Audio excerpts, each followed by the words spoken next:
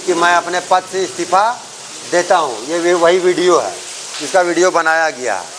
यही कारण, मुख्य कारण है जिसके वजह से जनाब मोहम्मद शाकिर साहब को प्रदेश अध्यक्ष नहीं मानते।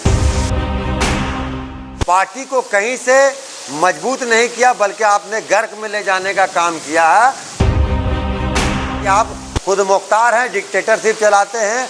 आप झारखंड में हिटलरगिरी लागू करना चाहते हैं और हिटलरगिरी का शासन करना चाहते हैं। सिर्फ और सिर्फ खुद मुख्तारी करते हैं। तो हम तमाम लोग भी आपको प्रदेश अध्यक्ष नहीं मानते। साथियों सलाम, नमस्ते, सत श्री अकाल और जय भीम जोहार। साथियों, गुरुदेव रविन्द्रनाथ टैगोर ने कहा एकला चलो एकला चलो एकला चलो रे। लेकिन एकला चलो का अर्थ और माने ये नहीं होता कि आप तानाशाह हो जाएं, आप हिटलर शाही करने लगे, आप तैमूर लंग के रास्ते पर चल पड़े। हर पार्टी के साथ दोस्तों यही दिक्कत है और यही हाल है झारखंड के AIM के साथ, यानी कि मजलिस के साथ। इसको लेकर आज एक मजलिस जमी अंजुमन प्लाजा रहमानिया मुसाफिर खाने में, और वहाँ जमकर जो अध्यक्ष रहे शाकिर साहब, उनकी आलोचना की गई और लोगों ने प्रस्ताव एक ढंग का पारित किया। समझ लीजिए कि उनका होना अगर है तो भी कार्यकर्ता उनका साथ छोड़ देगा। पार्टी का दामन कब तक आखिर थामता रहेगा। चलिए हम सुनते हैं कि बैठक में क्या हुआ और सर्वे सर्वा जो आज की तारीख में है मोहम्मद शाहिद अय्यूबी, उन्होंने क्या कहा।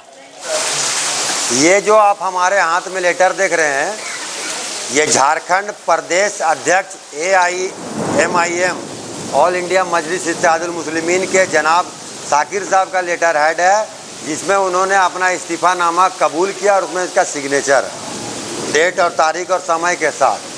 दूसरा एक वीडियो है जो मैं आपको दिखाना चाहता हूँ। ये नदीम खान साहब हैं, जिनसे उन्होंने बात करके जानकारी दी थी कि मैं अपने पद से इस्तीफ़ा देता हूँ। ये वही वीडियो है, इसका वीडियो बनाया गया है। यही कारण, मुख्य कारण है जिसके वजह से मैं झारखंड में या झारखंड के बहुत सारे लोग जो हैं जनाब मोहम्मद शाकिर साहब को प्रदेश अध्यक्ष नहीं मानते हैं और ना मानेंगे। और ये मानने का एक ही तरीका है, जब तक ऊपर से फिर से दोबारा बैरिस्टर असदुद्दीन ओवैसी साहब का, जनाब झारखंड प्रभारी माजिद हुसैन साहब का, या जो भी जिम्मेदार हैं उनके ओर से कोई लिखित सूचना, लिखित अवगत नहीं कराया जाता है, हम लोग प्रदेश अध्यक्ष नहीं मानते। ये दो वजह है, बड़ी वजह। एक जो सबसे बड़ी वजह है कि आपका कार्यकाल 3 साल 4 साल होने वाला है। 2024 का चुनाव, विधानसभा भी लड़ा आपने, उपचुनाव भी लड़ा और लोकसभा भी चुनाव है। वो कार्यकाल जो हम लोगों ने देखा, वो पार्टी को कहीं से मजबूत नहीं किया, बल्कि आपने गर्क में ले जाने का काम किया है। और ये आपका इस्तीफ़ा और ये वीडियो, ये काफ़ी है जिसमें आपने इस्तीफ़ा दिया है। यही कारण है कि दो वजह जिसमें आपको प्रदेश अध्यक्ष हम लोग नहीं मानते हैं।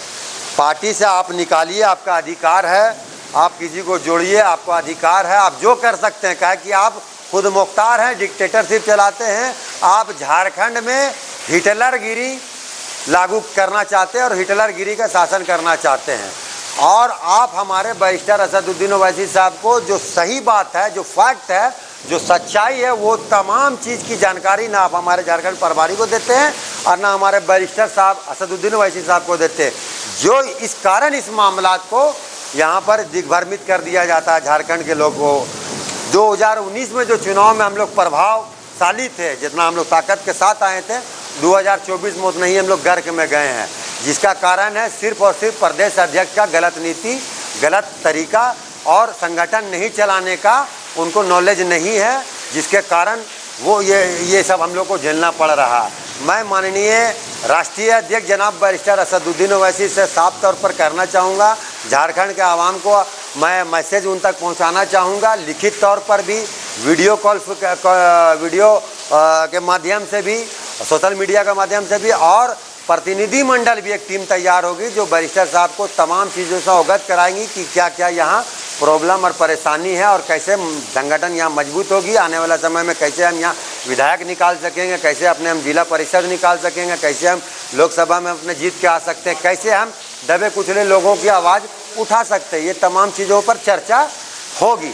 इसके लिए हम लोग तय करके एक मीटिंग कमेटी बना करके हम लोग वहाँ पर जाने का काम करेंगे।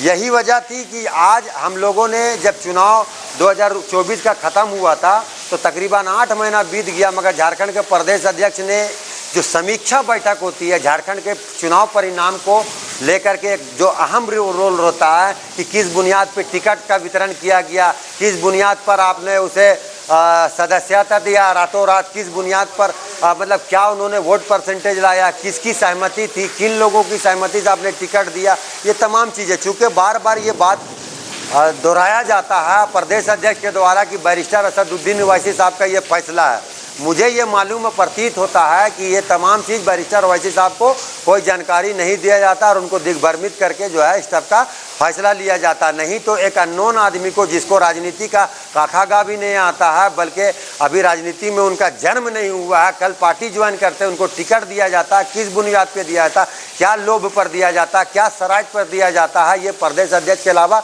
कोई नहीं जानता। और हमारे जो यहाँ जब झारखंड में प्रभारी आते हैं या डेलीगेशन आते हैं, उनको भी जो है लिखित तौर पर और मौखिक तौर पर गलत जो है जानकारी दी जाती है, जिसके वजह से वो लोग डिसीजन करने पे गलत निर्णय लेने पर मजबूर हो जाते हैं या फंस जाते हैं, जिसके कारण से ये मामला उत्पन्न होता है। मैं अपने झारखंड के प्रभारी और बैरिस्टर ओवैसी साहब से ये कहना चाहूँगा कि आपको यहाँ की तमाम जो जानकारी दी गई है चुनाव लड़ने से मुताबिक, संगठन के विस्तार से मुताबिक, वो तमाम जानकारियाँ गलत है, बेबुनियाद है, झूठा है। जो लोग मेहनत कर रहे हैं, जो लोग काम कर रहे हैं, जो लोग पार्टी के प्रति ईमानदार हैं, जो लोग 10,000 दे करके पार्टी में सदस्यता लिए हैं, जो बिना मुफाद, बिना किसी लोभ लालच के आज 6-7 साल से पार्टी में झंडा बैनर लिए आपके पीछे और कदम में आपके आवाज़ के साथ साथ मिलकर चल रहे हैं, उन लोगों को पार्टी से निष्कासित कर दिया जाता है रातों रात, उनको साइड लाइन कर दिया जाता है। और ये डिक्टेटरशिप जनाब शाकिर साहब कर रहे हैं, जिसके वजह से झारखंड में पार्टी ना आगे बढ़ेगा, ना पार्टी काम कर पाएगा। ऐसे व्यक्ति को हर हाल में पार्टी से दरकिनार किया जाए, निकाला जाए। आप उसको कोई दूसरा पद दीजिए, मगर झारखंड प्रदेश अध्यक्ष का पद मत दीजिए। झारखंड में अगर डेवलपमेंट चाहते हैं, पार्टी को आप सफलता चाहते हैं, पार्टी झारखंड में रनिंग चाहते हैं, तो आपको एक क़यादत करने वाला, जिसके अंदर में लड़ने की क्षमता हो, जिसके आगे जिसको बोलने की क्षमता हो, जो यहाँ के राजनीतिक समीकरण के बारे जानता हो, जो तकरीर, धार्मिक तकरीर ना करके राजनीतिक तकरीर करे, जो लोग सुन भी सके, समझ भी सके और उनको लोग यहाँ के लोग जानते भी हों, पहचानते भी हों, जिसको जो यहाँ के तमाम चीज़ से अवगत है कि कौन विधानसभा में किस रणनीति के तहत लड़ा जाएगा, वो तमाम जानकारी वाले लोगों को प्रदेश अध्यक्ष बनाया जाए, जिससे झारखंड में MIM का उन्नति हो, डेवलपमेंट हो सको। यही सब कारण की वजह से आज हम लोगों ने मीटिंग बुलाया था, जिसको आज इन लोगों ने सोशल मीडिया में लिख करके रातों रात व्हाट्सएप और फेसबुक में चला दिया कि नए लोगों को बना दिया गया कमेटी में और कई लोगों को पद दे दिया गया। थाना के द्वारा बार बार फ़ोन किया जा रहा है कि ये एक्टिव कमेटी प्रोग्राम को जो है रद्द किया जाए और प्रोग्राम को रोका जाए, डिस्टर्ब किया जा रहा है। तो ये तमाम चीज़, जबकि ये प्रोग्राम से आज झारखंड की राजधानी रांची में ये मैसेज जाएगा कि ऑल इंडिया मजलिस इत्तेहादुल मुस्लिमीन झारखंड में जिंदा है, काम कर रही है। तकरीबन 8 महीना से कोई काम नहीं हुआ झारखंड में, कई मॉब लिंचिंग हुआ, कई दुष्कर्म का कांड हुआ, कई ऐसी राजनीतिक माहौल आई, वक्फ संपत्ति का मामला आया, पर ऑल इंडिया मजलिस इत्तेहादुल मुस्लिमीन के जो सदर हैं जनाब बैरिस्टर ओवैसी साहब ये दमदार तरीक़ा से आवाज़ उठाए हैं। पर जो झारखंड के सदर है वो कम्बल ओढ़ के गर्मी के दिन में सोए हुए थे, जिनको फुर्सत नहीं है ये इन सब मामलों पर ना ट्वीट कर रहे हैं, ना फेसबुक पर है, ना किसी सामाजिक संगठन के साथ मिलकर कोई काम किए, ना रोड पर आए हैं, ना कहीं प्रतिनिधि मंडल जाके मिले। यही कारण है कि हम लोग झारखंड में मजबूती के लिए अपने टीम को बुलाए हैं और सर्वसहमति से हम लोग आज एक प्लानिंग बना करके कि बैरिस्टर साहब से मिलेंगे भी और अवगत भी कराएंगे और झारखंड में कैसे पार्टी काम करेगी उस पर विचार विमर्श किया, जिसमें हमारे झारखंड के तमाम कोने कोने से लोग आए हुए हैं। पूर्व प्रदेश महासचिव हैं, नदीम खान है, पूर्व प्रत्याशी साहब हैं, हमारे सूरज दास साहब है, बरी से मेराज भाई हैं और तमाम लोग हैं। ये तमाम लोग आकर के आज अपने अपना नेक मशवरा दिए हैं ताकि हम लोग बैरिस्टर साहब को अवगत करा पाएँ। पार्टी और संगठन की मजबूती के लिए ये बैठक रखी गई है। तो बैरिस्टर असदुद्दीन ओवैसी साहब ने झारखंड में 9 लोगों को जिम्मेदार बना के भेजा था। यदि उसी पत्र के आधार पे मोहम्मद शाकिर आज भी प्रदेश अध्यक्ष है, तो क्या शिशिर लकड़ा आज भी महासचिव नहीं है? कैसर इमाम आज भी कोषाध्यक्ष नहीं है? कमरान खान आज भी युवा का प्रदेश अध्यक्ष नहीं है, मंसूर आलम आज भी महासचिव नहीं है। तो आप कोई भी कार्रवाई करने से पहले इन लोगों से विचार विमर्श राय मशवरा करते हैं? नहीं करते हैं, सिर्फ और सिर्फ खुद मुख्तारी करते हैं। तो जब आप खुद उस लेटर के अन्य पदाधिकारियों को नहीं मानते हैं तो हम तमाम लोग भी आपको प्रदेश अध्यक्ष नहीं मानते। हाँ साथियों, आपने सुना शाकिर साहब को लेकर क्या क्या बातें मजलिस में हुई इस बैठक में। अवैसी साहब से भी गुजारिश की गई, आग्रह किया गया कि वो ध्यान दें, अगर पार्टी को चलाना है, संगठन मजबूत करना है, उसके लिए कार्यकर्ताओं को सुनना बेहद ज़रूरी है। इसके साथ हमें आज्ञा दें, इजाज़त दें। और दोस्तों, फिर वही आग्रह है, गुजारिश है कि अगर आपने हमारा चैनल सब्सक्राइब नहीं किया है तो ज़रूर कर लें, और सब्सक्राइब कर लिया है तो ज्वाइन बटन दबाना हरगिज़ ना भूलें। और साथियों, हमेशा की तरह आप धड़ाधड़ फटाफट खटाखट हमारे वीडियो शेयर करें, लाइक करें, कमेंट करें। इजाज़त दें। जय हिंद, जय भारत।